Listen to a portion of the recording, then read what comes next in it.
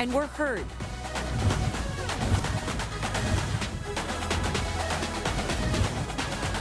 Women who broke the mold and the conventional. Women who chased their dreams and became who they wanted to be. We celebrate a world where women can pursue their goals. No stereotypes, no discrimination, no bias, and no labels. Together, we can all break the barriers. CNN Philippines celebrates Women's Month.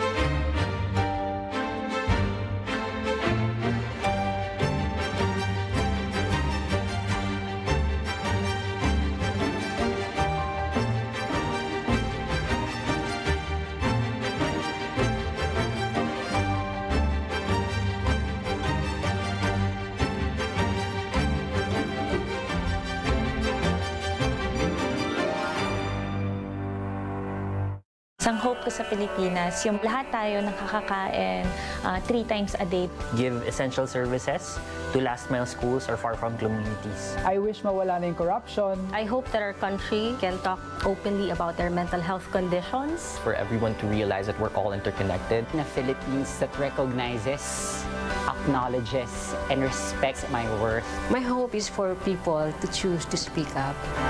What is your hope for the Philippines? So many questions about what is the federal government doing. Do you get the anger that is out here? How concerned are you about the front line? You don't believe that there's a racial divide here?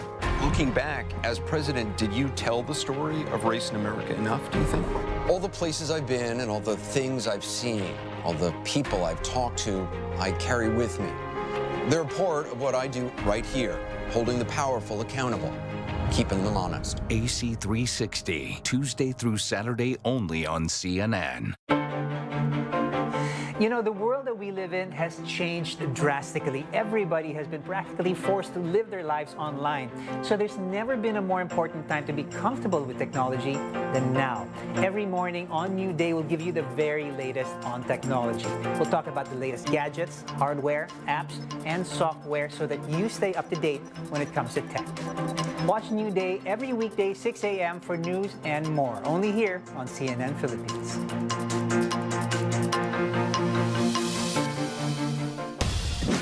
Ako si Ruth Cabal. Ito ang Newsroom ngayon. Balita at serbisyo para sa Pilipino. Sinabi na rin ng gobyerno na kailangang paigtingin ang contact tracing. Maraming buhay ang nawala sa pananalasa ng sunod-sunod na bagyo. Usapan natin yan kasama si Education Undersecretary Diosdado San Antonio. Lulunsad bukas ang Green EDSA Movement. Ika nga, if you can't pay it back, pay it forward sa pagtatayo ng isang community pantry. Narito mabilis sa pasada ng mga balitang dapat niyong malaman. Ito ang Newsroom ngayon.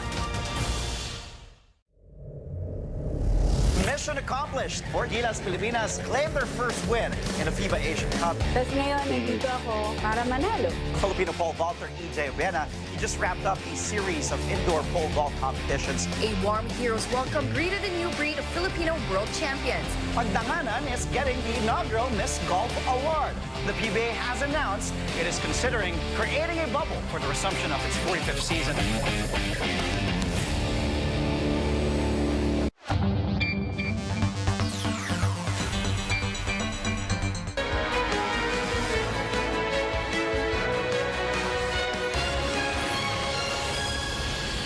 This is Newsnight, where we go above and beyond the headlines. I'm Pia Ontiveros. Tonight on the program, the Energy Department warns the cost of fuel at the pump could further rise to 100 pesos per liter.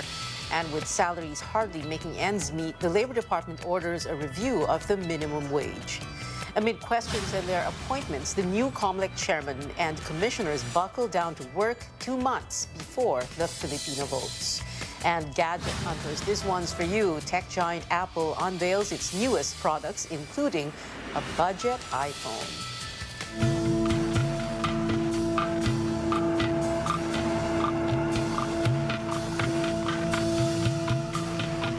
PUV drivers and motorists buckle up. Fuel prices could go up to as high as 100 pesos per liter. Now that's if the conflict in Eastern Europe continues to intensify. Chrissy Matulac tells us more. Pag umabot ng 200, talagang tatapalo po yun. Pwede depending on how high it will hit in the world market, no? Which we are all hoping and praying na hindi mangyari.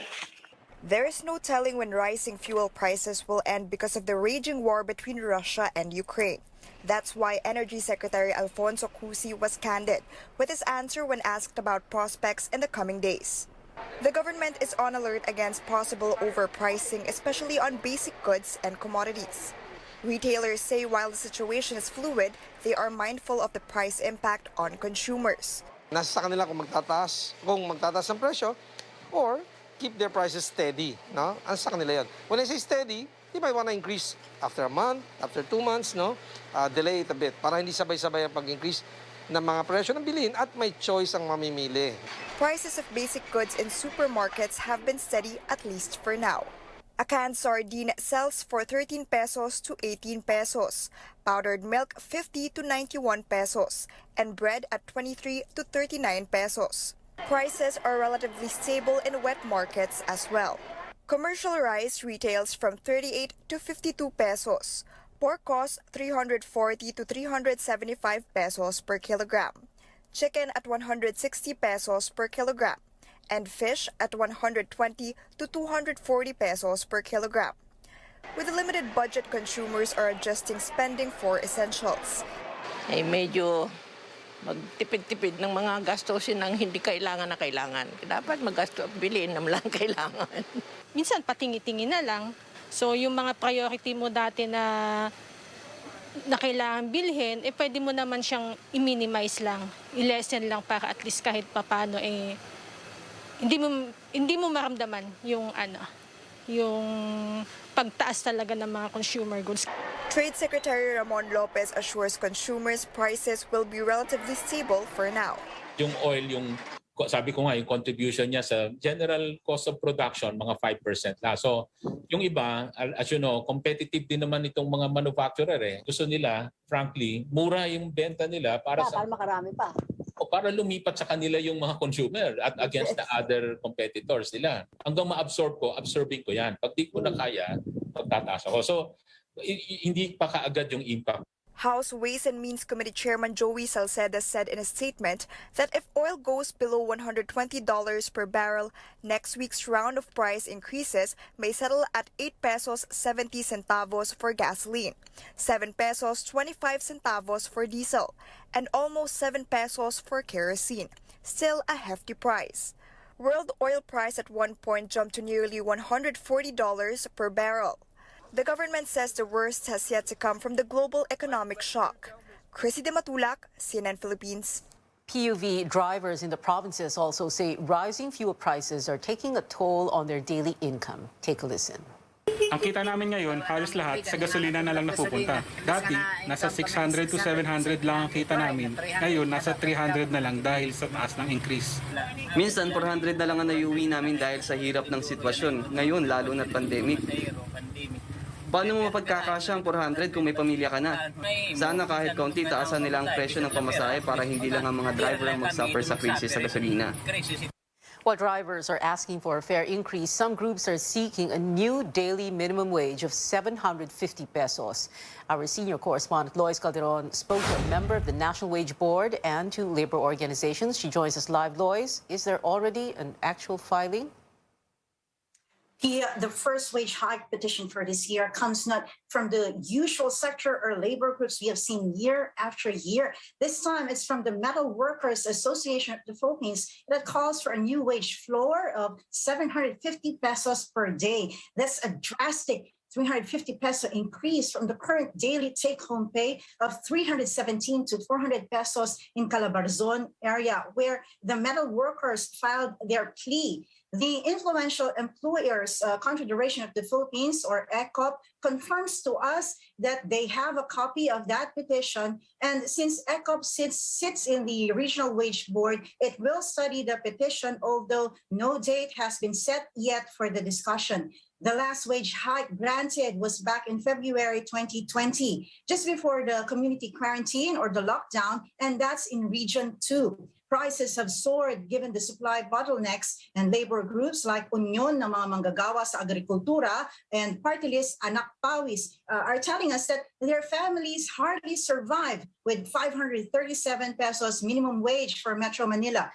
These labor groups want wages to rise to 750 pesos per day, or at the very least, a 100 peso increase across the board. A real wage na value ngayon ng 537 ay actually 437 na lang siya, yung real value niya.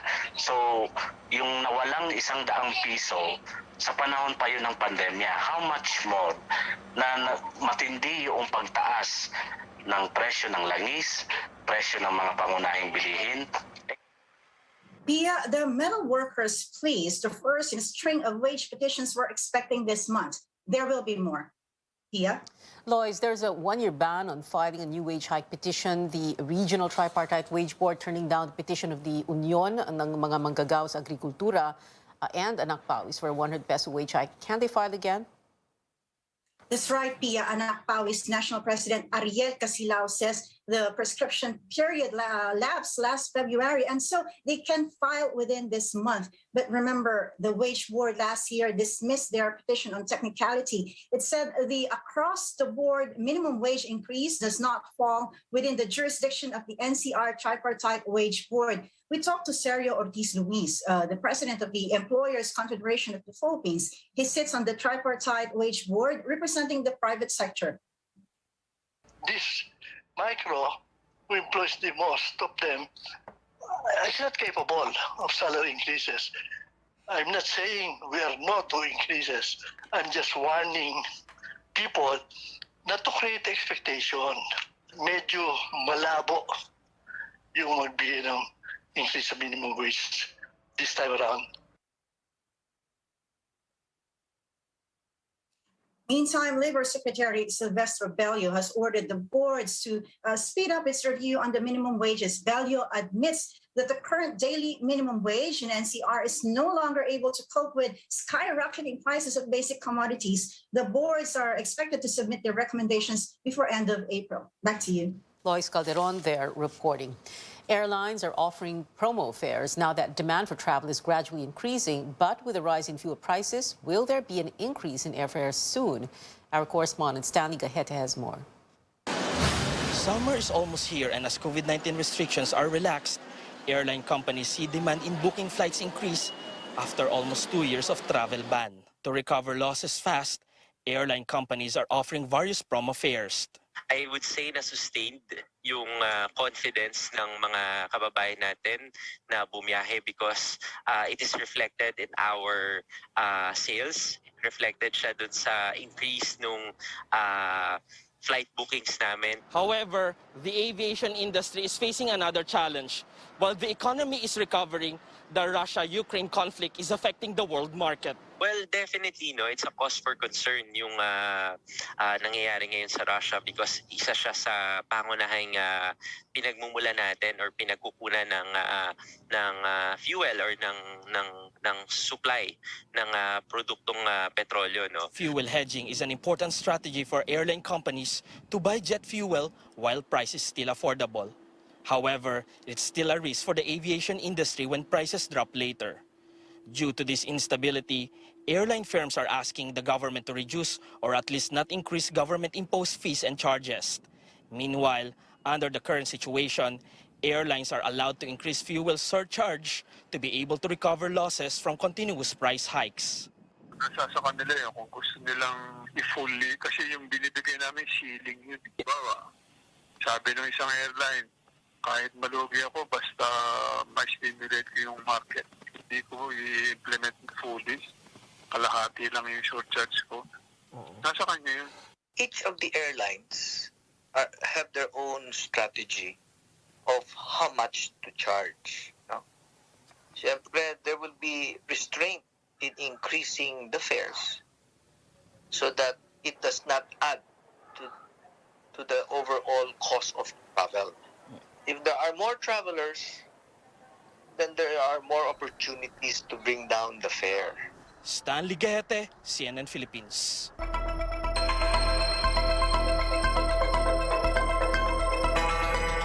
A glimmer of hope for Ukrainians 2 weeks since the Russian invasion. Officials say Ukraine has, quote, enjoyed considerable success against Russian aircraft, preventing Russia from taking control of its airspace.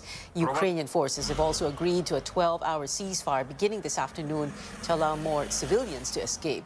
The routes will be in 5 more cities, including Mariupol, which has been surrounded by Russian troops. The evacuation corridor in the city of Sumy will also remain open until Thursday, Philippine time. About 5,000 Ukrainians have fled to safety since Tuesday. Well, hundreds of Filipinos in Ukraine have also sought refuge in neighboring countries. While the government is scrambling to save more of them, an expert raises the alarm over another possible impact of Russian attacks on the country. Tristan Odalo tells us more about this and why the Philippines should keep its stance on the conflict. Time is of the essence in evacuating Filipinos from Ukraine as the Russian invasion rages on. Government officials say that the situation there remains fluid and the conditions in crisis zones get harsher. They also appeal to Filipinos to reconsider their decisions and get out of Ukraine while there's still a chance. The Foreign Affairs Department says close to 200 Filipinos are now out of harm's way. 63 of them have been repatriated to the Philippines. Some are now in Poland, Moldova, Hungary, Austria, and Romania. They're currently in Kiev and Lviv while seafarers are stranded in the Black Sea. May mga kababayan tayong ayaw umuwi sa Pilipinas kasi nandun daw po yung mga trabaho nila. And some of them, yung mga employers nila are continually giving salaries. We'd like to tell them na over 2 million na po yung refugees na tumawid. No? Ibig gusto po sabihin nun, lumalala na yung sitwasyon, that they should exercise their sound judgment. But apart from what was described as the fastest-growing refugee crisis in Europe since World War II, foreign policy experts say the Philippines should watch out for possible spillover effects of the Russia-Ukraine conflict. Some experts also warn that other big countries could use Russia's incursion into Ukraine as a justification of their future actions toward less powerful nations. The new government to accept the reality that Russia's war against Ukraine will not stay in Ukraine and in Europe but will spread elsewhere. And the new leadership, which must have the vision, which must have the moral courage and conviction, must prepare the Filipino nation for this coming strategic contagion. What happened in Ukraine is just the beginning. The best foreign policy for the Philippines in this specific case is one that will ensure the following. First, China will not use the Russian invasion of Ukraine as a precedent to encroach on Philippine island territories and maritime zones in the West Philippine Sea. So what can the Philippines do amid this full-blown conflict? Foreign policy experts say that the country must maintain its position against the attack. The government must also open its borders for refugees from Ukraine and Russia, and that we should extend assistance to Ukraine or other European member states amid this humanitarian crisis. Tristan Odalo, CNN Philippines. Up next, no more vacant seats in the 7-member Comlec and Bank, with 3 officials assuming their posts. While health experts are studying the need for second booster shots for select groups. Details when we come back.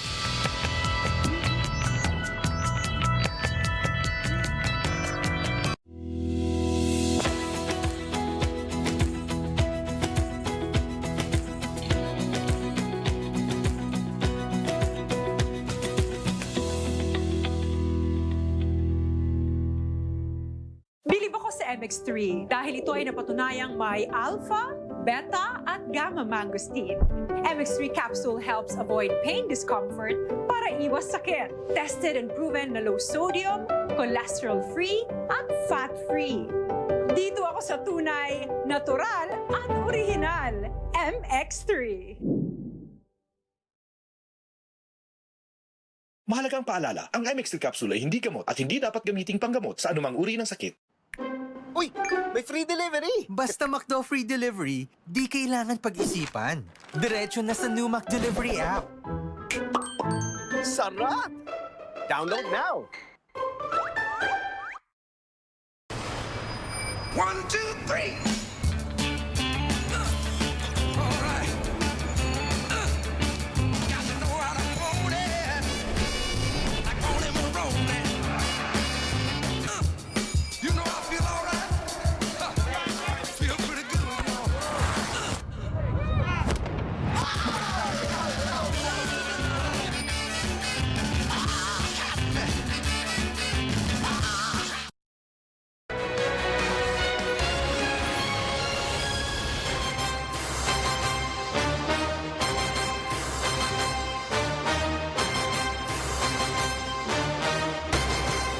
Welcome back to Newsnight. The Commission on Elections gets a full bench once more after a month-long wait. New chairman Saidamin Pangarungan, as well as commissioners George Garcia and Amy Neri, have officially assumed their posts as part of the 7-member en banc. Our Melissa Lopez is reporting live from the COMELEC headquarters in Manila. Mel, how did their first day go? Pia, Chairman Saidamin Pangarungan officially leads the COMELEC beginning today after he was appointed by President Duterte on Tuesday. Pangarungan, a lawyer, former Lanao del Sur governor, and chairman of the National Commission on Muslim Filipinos, officially assumed the post after a turnover ceremony this afternoon with acting chairman and most senior commissioner Socorro Inting. He and new commissioner Amy Neri commit to safe and fair elections on May 9.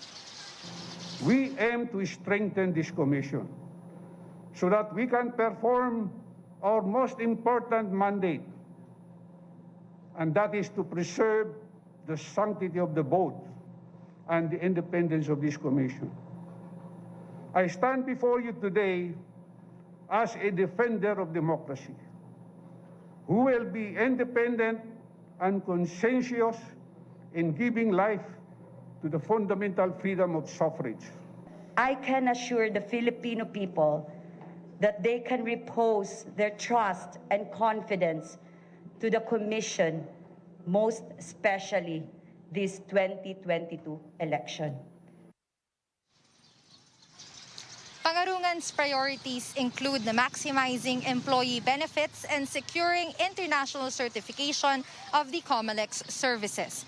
He cites his track record of removing thousands of ghost barangays when he was with the Interior Department. Pangarungan, Neri, and another new commissioner, George Garcia, attended today's en banc session. It's the first time in over a month that the 7-member body was complete. Neri and the 4 current commissioners attended in person, while Garcia and Pangarungan joined through video conference. Among the first issues tackled by the commission is the Supreme Court order temporarily stopping the removal of campaign posters within private property under the controversial Oplan Baklas. We will continue with our baklas operations in public spaces as it is required by law. However, as far as baklas in private places, that is held in abeyance, in deference to the court. The new appointees need to hit the ground running with exactly 2 months to go before the May 9 polls. But their 7-year terms are not yet sure as they still need to hurdle the Commission on Appointments. Their fate is in the hands of Congress, which is on a break until late May to give way to the election season. Back to you, Pia. Mel, what happens now to the deal between COMELEC and Rappler? The Supreme Court's TRO, temporary restraining order, released today. What are the PO body's next steps?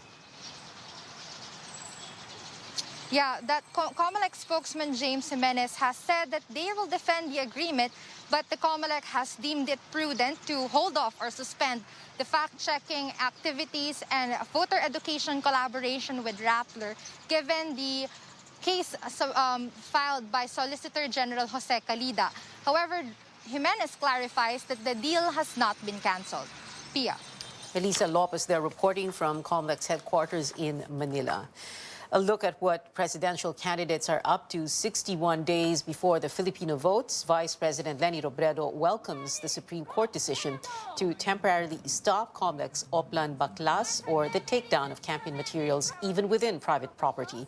Robredo says her supporters feel targeted by the controversial campaign. Sana hindi totoo na targeted tayo, although marami tayong mga volunteers na ganun yung paniniwala.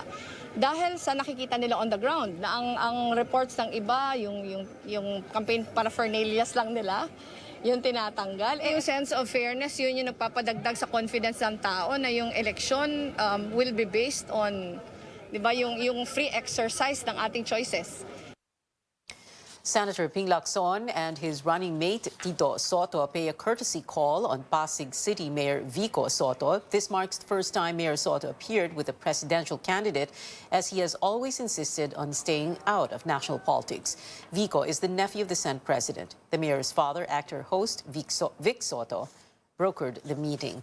Lacson and Tito Soto, meanwhile, are questioning the sudden rise in oil prices. Soto says oil companies should not be raising prices just yet, while Lacson suggests removing the time-bound provision under the Train 2 law. The law says excise taxes on fuel shall be suspended when the price of Dubai crude oil hits $80 per barrel for 3 months. Hindi maaalis sa kaisipan ng ating mga kababayan, na baka nagkakalokohan tayo. Bakit ganoon? Yung mga nakatambak sa kanilang mga tangke, ilang linggo na yun doon eh. Baka buwan pa nga eh. Bakit biglang may usapan na pagtaas ng presyo? Lahat ng mga nabili nila dati sa ganung presyo, itataas ang presyo, idadamay kagad dito. Parang wala sa lugar. Sa akin, kung magkakaroon special session, gusto namin revisit na lang yung sa Train 2 eh. Huwag na lagyan ng time frame. I-open-ended na lang yung wala na yung mag-expire ng December 2020 or 2022. Kasi hindi natin unpredictable na talaga ang presyo na langis. Willie Ong, the running mate of Manila Mayor Isko Moreno, urges the government to prepare for a possible radiation emergency. As the war in Ukraine intensifies, Ong points out other countries have prepared fallout shelters and basements, as well as radiation emergency kits, while millions of Filipinos could die of radiation poisoning because of the lack of preparation. Faisal Mangundato and his running mate Carlos Serapio calling for peace and continuing dialogue between Ukraine and Russia. The tandem says the international community should create conditions for mutual understanding. We condemn every act of violence that causes human suffering and considers war as a scourge of humanity. No one wins from suffering and from fighting. Unless it stops, the entire world will agonize. Bongbong Marcos vows to fix the country's high power rates without elaborating as the Ukraine-Russia war intensifies. Marcos also vowed to continue President Duterte's Build, Build, Build program in Abra, where he campaigned today. Palalawakin pa natin dito sa lalawigan ng Abra, marami pong nakaplano na pwedeng ilagay na infrastructure ng mga tulay, ng mga kalsada upang mabuksan na ang ating probinsya, masimulaan na ang pag-unlad at pagpasigla ng ating ekonomiya. Marcos's security personnel did not allow journalists to ask more questions as they escorted him to his float to make their way to his campaign rally in Abra. The former senator also campaigned in Kalinga province today.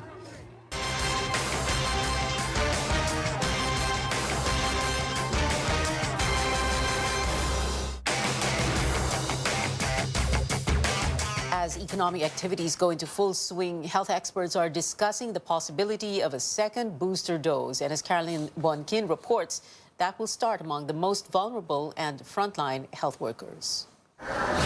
Senior citizen Romulo Cantilafo got his COVID-19 vaccine booster shot in San Fernando City, Pampanga on Wednesday. He's been eligible for booster since January but opted to wait for health workers to call him first. Hindi naman ako talaga magpakakuan kung hindi nila ako tinawagan. Kasi hindi ko alam yung kung ko gagawin ko. Soon, Romulo might be eligible again for another booster shot. All experts group and the DOH Technical Advisory Group are now looking at the dosing requirements for a second booster.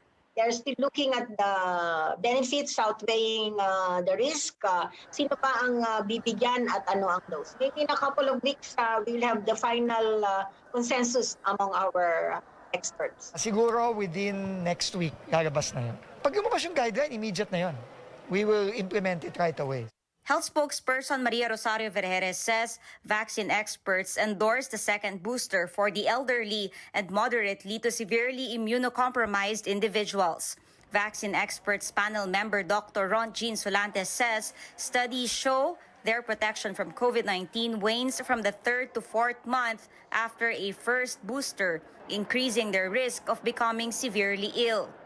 This is why vaccine experts suggested a 4-month interval between the two booster shots. Also recommended to take a second booster are those often exposed to likely infected people, including health workers and airport personnel. But Dr. Solante clarifies this is only optional and not yet recommended for fully boosted young and healthy adults. That's on a premise that we have a surplus of vaccines. Otherwise, kung kulang ang bakuna natin, then we still need to try. So the objective is still giving the primary vaccine series to unvaccinated, and then giving the first booster to this vulnerable population who haven't had their booster. Booster for children and teenagers are also not yet on the table. Others have yet to complete their doses, like Alexandra Torres, who just got vaccinated after turning 12 last month. Para po makaiwas sa COVID pag nag-face-to-face po. She feels safer meeting her classmates again at the start of their face-to-face classes next week. Caroline Bongquin, CNN Philippines. Still to come on Newsnight, the Athletics Track and Field Association clarifies EJ Obiana still has a chance to take part in the Southeast Asian Games with the national team. Plus, Apple introduces a wide array of gadgets. I was thinking budget, including the first budget iPhone with 5G access. Details next.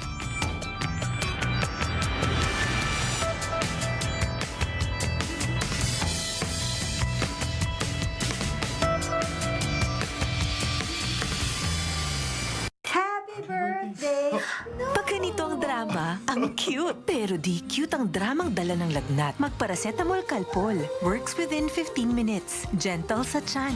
Doctor prescribed Paracetamol Calpol. Toothpaste ba panlinis mo ng pustiso? Nagdudulot ito ng gasgas na maaaring pamahayan ng bakterya. Ang pustiso ay mas malambot kaysa totoong ngipin. Use Polident Cleanser that kills 10 times more bacteria than regular toothpaste. Polident. Pabigat ba ang iba't ibang pain? Mag-Advil ka na! Sa pabigat na pain, dito ka sa mas malakas kaysa paracetamol laban sa iba't ibang pain. Para lakas ginhawa. Switch to Advil!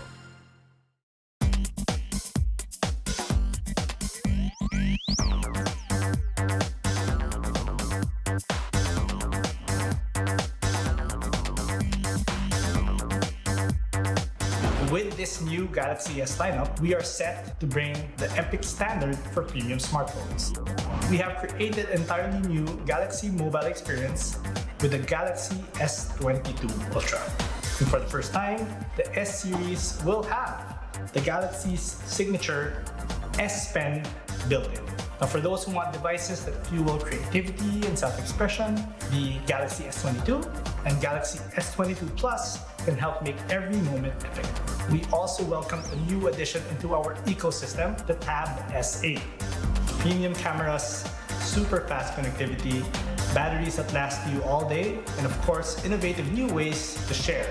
And that is everything that the Galaxy brand is known for.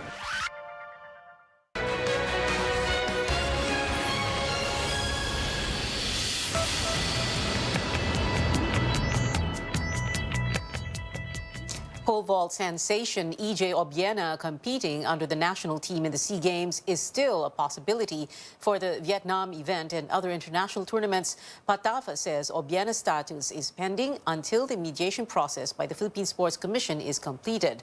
The talks hope to resolve the financial feud between the athlete and Patafa. Philippine Olympic Committee President Bambol Tolentino told CNN Philippines even if Patafa fails to endorse Obiana, the committee will still look for ways for Obiana to see action at the regional meet, but it would have to get the approval of the World Athletics body.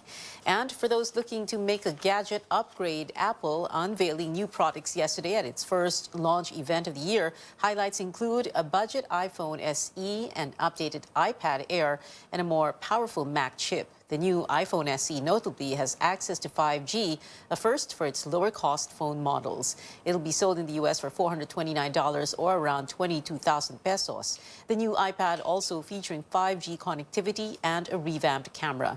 No news yet on when these products will arrive here in the Philippines, but they will go on sale in the U.S. Sunday.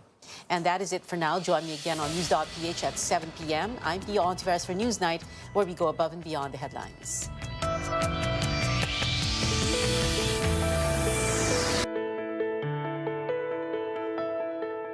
Do you find yourself holding on to things because of memories associated with them? Things we own remind us of special moments or people, but eventually stuff piles up, leaving us with a cluttered environment that can cause stress as well as frustration. In this episode, we'll teach you how to declutter your way to a happier, healthier life.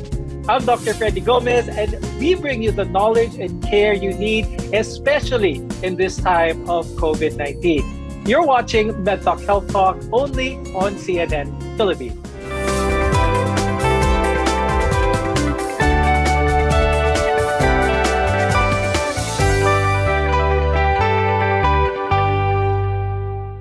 Clutter can make it difficult to get things done and find what you need. Imagine looking for your car keys when you're already late for work. This makes us very frantic, anxious, and stressed, possibly setting a negative tone for the rest of the day. Now, our guest today will talk about this topic, plus much, much more. Let's welcome to the show Alodia Mercado, who is a clinical psychologist from AMAX Psychological Services and research expert for the Department of Health. Also with us is Isa Reyes. She's a professional organizer and managing director of Neat Obsessions. Now, your home, everyone's home, should be your sanctuary. It should be a place for you to unwind as well as relax. But when it's full of clutter, full of stuff, it may become the opposite. Cluttered environments can affect your overall well-being. I'd like to start off the conversation with Ms. Day. Aside from less stress, less anxiety, ano yung mga benefits of a home that has less clutter? Whenever there is clutter, it somehow makes you feel stagnant kasi. But when you let go of the things that you do not need anymore and start piling up and organizing things that you need, it makes you feel better because once you see things in order, it optimizes your environment.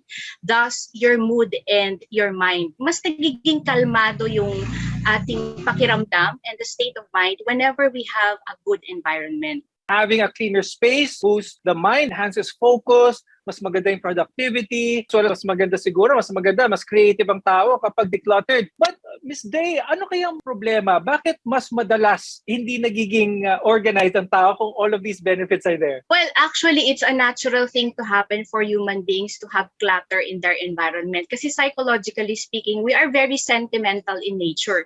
Most especially as Filipinos, we wanted to collect things. We wanted to make sensible of the things we encountered in the past. Ganon naka-structure yung brain natin kasi bigger part of our brain is responsible for our emotions na nakabind sa mga objects that we have in our environment. Kaya it's really natural for everyone to have their own clutter in their environment. In this time of COVID-19, we want to make sure that we're at our healthiest. All of us want to be healthy, of course. Not only should we exercise, fuel our bodies, we should also make sure that our space, that space that we are in, is neat and tidy. Now, Ms. Day, pag-usapan naman natin, aside from the psychological health, physical health, meron bang physical health advantage ang isang lugar na less clutter? Actually, a lot of researchers had already proven that. So, isa sa mga benepisyo ng pagde-declutter physically or in terms of health is for us to rid off some allergens, so yung mga things that shouldn't be in our environment. So, kapag mas mababa yung allergens natin, mas mababa yung stress level natin. And whenever we declutter, nakakatulong din yan sa pagpapababa ng stress level or cortisol level natin sa katawan.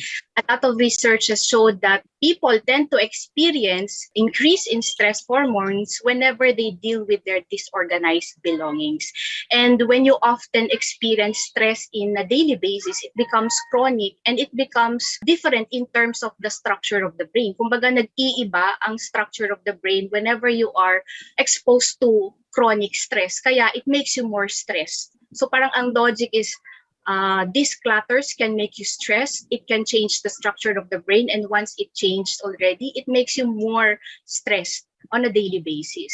When you have too many things lying around, someone might feel like that they're not in control in their life. May loss of control for that matter. Ms. Isa, pag-usapan naman natin yon. Can having clutter constantly, could this lead to a lack of self-esteem ng isang tao? I always say that if there's one thing in your life that you can fully control, those are the things that you own.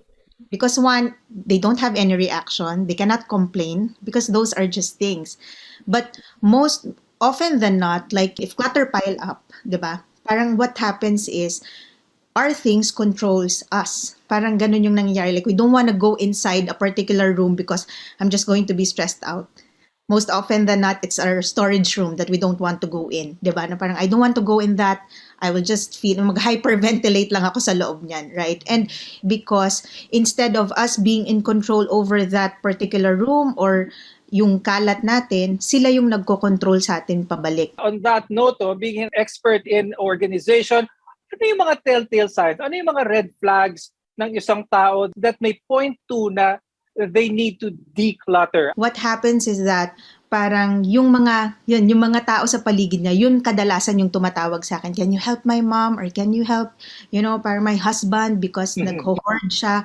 And as a professional, I understand that being a hoarder or if you are a collector, it's an accumulation of, parang it's kind of a habit na nagbi-build up. So it's kind of hard na parang dadating ako doon and then it's just going to be like one event we have to let go of your stuff. So that's why I need to come up with logical reasons why they need to declutter slowly. And one of that logical reasons was mentioned earlier, which is to protect your health and hygiene. Now, when we return, we'll talk about how a cluttered household can be a sign of a hoarding disorder.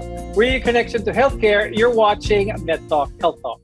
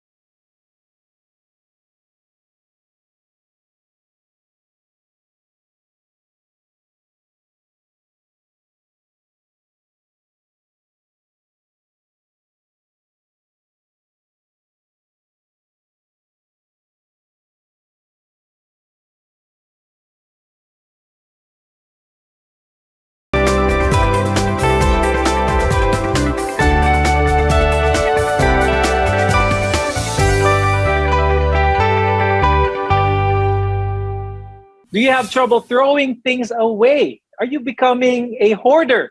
This is MedTalk Health Talk. I'm Dr. Freddy Gomez, and we're together in health. Physical clutter can become an obsession.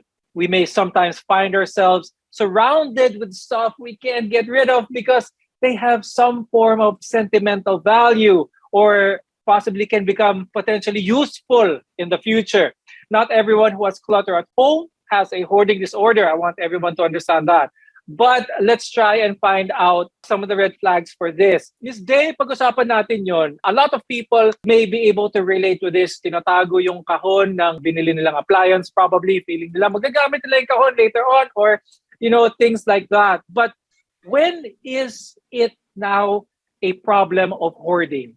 The first is that we're going to consider is the impairment or dysfunction. Is the person already incapacitated to perform his or her duties at home because of excessive clutters in the environment? Since all of the things that a hoarder is really treasured, no, they often feel awful to let go of things regardless of its value. Kahit minsan wala nang silbi yung object, they still find satisfaction in keeping it. And I have heard a lot of members of the family of a person who is hoarding usually reads of things of a hoarder in their own absence at home.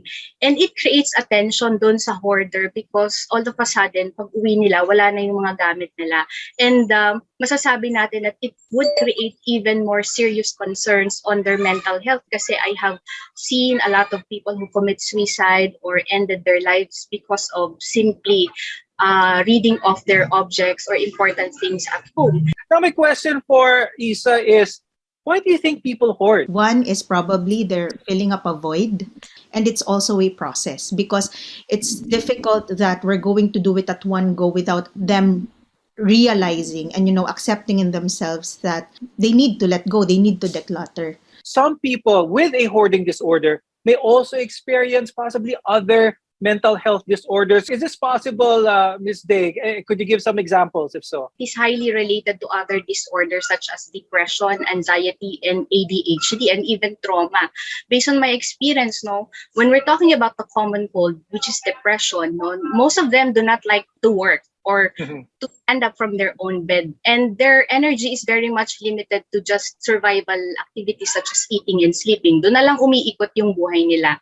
And most of the time, they find it very challenging to declutter. That's why when you see a person experiencing depression, anxiety, and ADHD, you can see their environment really messy. Hoarding, as studies have suggested, can be seen in those as early as 11 to 15 years old, and it can get worse with age. Now, hoarding is also common in older adults as well. Ms. Isa, ano yung mga risk factors that one may develop itong hoarding na ito?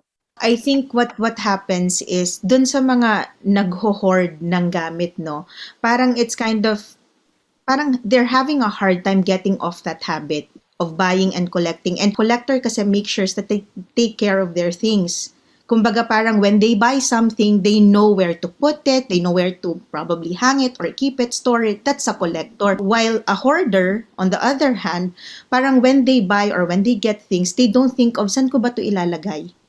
It's really just the action of, acquiring and getting that item without realizing that it will again affect them, physically, mentally, emotionally. What are the sort of steps in order to address the hoarding disorder, possible treatment, management scenarios for this? Yes, whenever, kagaya ng sinabi ni Ms. Isa, it's very difficult to make a person who is suffering from hoarding disorder to really understand the underlying reason of doing so. But we can start with simple psychoeducation or making the person aware of the nature of what he or she is experiencing. The family dynamics is really very important in managing and treating this kind of issue because ang sabi nga, ang sakit ng kalingkingan ay sakit ng buong katawan. Kaya it's very important that there is dynamism, there is a process that has to be done within the family because by the end of the day, this is not an issue of the person who is hoarding only, but I guess all members of the family that they have to fill in a certain emotional support to that person who is suffering.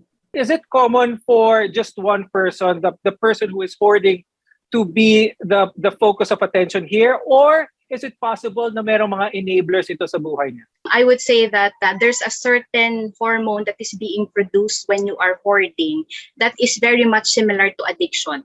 And it's so much difficult to deal with urges and cravings whenever we talk about hoarding behavior and how they are getting motivation from doing so.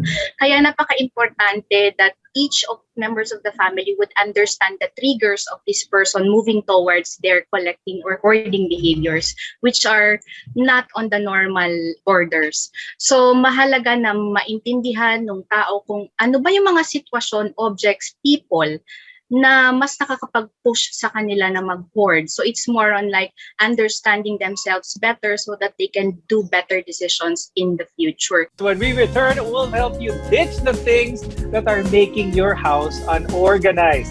Your health is our mission. This is MedTalk Health Talk, and we'll be right back.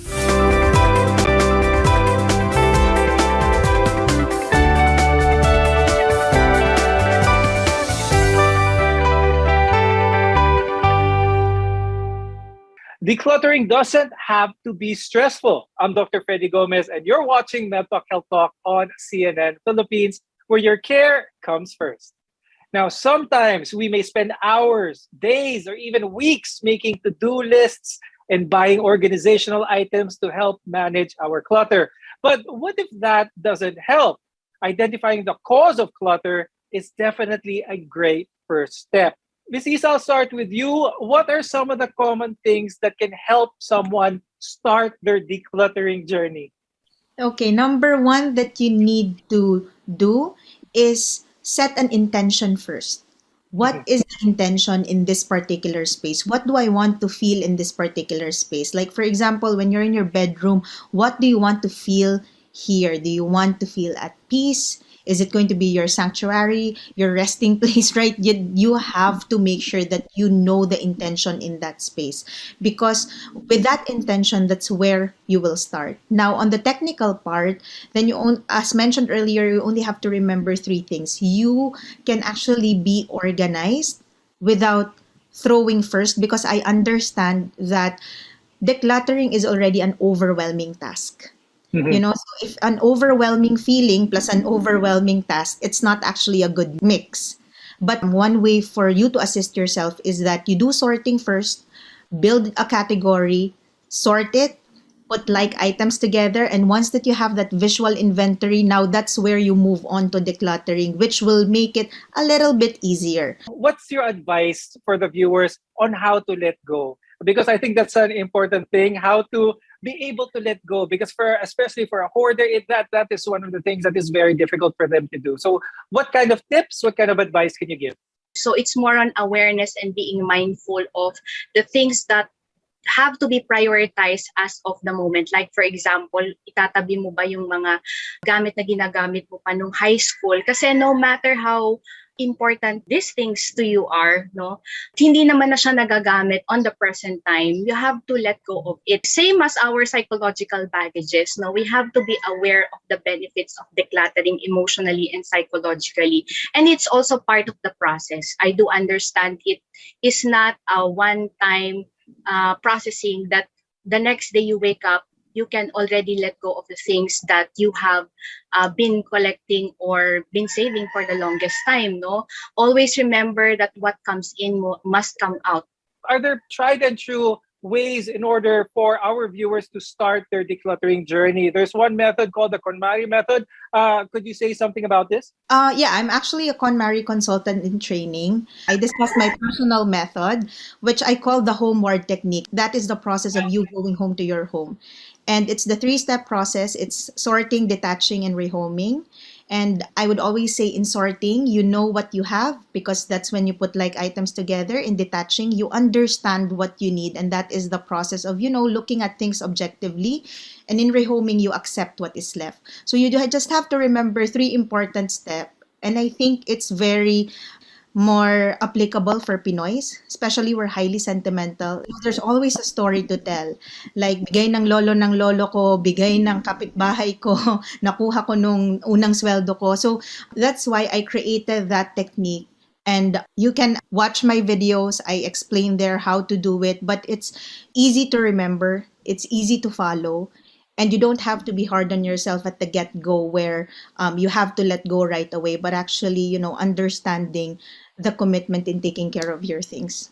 This discussion was definitely very, very helpful. Thank you very much, clinical psychologist Ms. Alodia Mercado and professional organizer Ms. Isa Reyes, for sharing your expertise, sharing your advice. I'm sure a lot of our viewers were enlightened by this episode. As we start to control the clutter, we take better care of ourselves. Instead of spending time rummaging through your things, you can spend that time more productive elsewhere with your loved ones. If it's something that you can't control, don't be afraid to ask and seek professional help. Stay safe, everyone. We want to be your partner for a lifetime of good health. I'm Dr. Freddy Gomez, and this has been MedTalk Health Talk on CNN Philippines.